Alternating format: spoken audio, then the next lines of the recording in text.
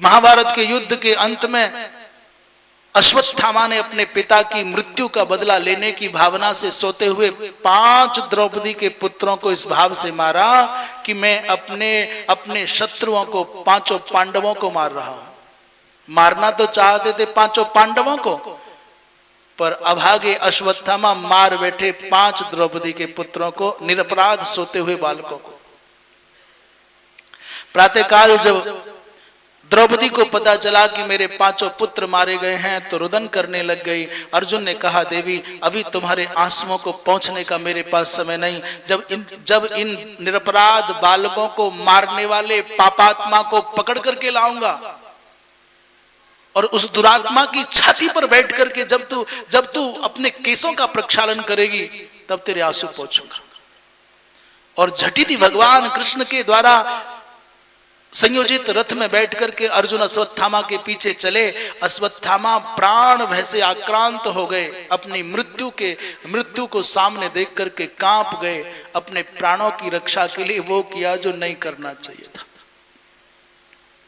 एक प्राण की रक्षा करने के लिए, अपने प्राणों को बचाने के लिए पूरे विश्व के प्राणों को दांव पर लगाने की भावना अश्वत्थामा के मन में आ गई। उन्होंने ब्रह्मास्त्र छोड़ा। इसीलिए कहा जाता है शस्त्र और शास्त्र पात्र को ही देना चाहिए। अपात्र अनधिकारी के हाथ में यदि शास्त्र जाएगा उसका अनर्थ करेगा, पर अपात्र अनधिकारी के हाथ में अस्त्र जाएगा तो वह भी अनर्थ करेगा। इसलिए शास्त्र और शस्त्र सत्पात्र के पास जाना चाहिए।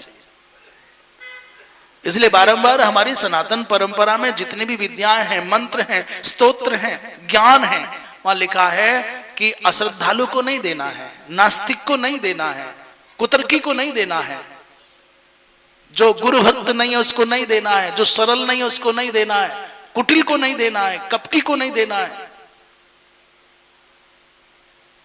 एक भी मंत्र के विषय में यह नहीं लिखा कि जिस किसी को भी दे दो। पात्र के बिना न शास्त्र दिया। आज भी तो सरकार करती है ना, लाइसेंस देती है, हथियारों का लाइसेंस देती है तो कुछ ना कुछ योग्यता का आकलन करके ही देती है, सबको नहीं दे सकती।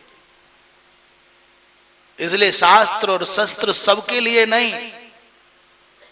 पूरी दुनिया जिन्होंने परमाणु अस्त्र बनाए हैं वो देश भी बड़े डरे, बड़े चौकन्ने रहते हैं कहीं ये अस्त्र आतंकियों के हाथ न पड़ जाए।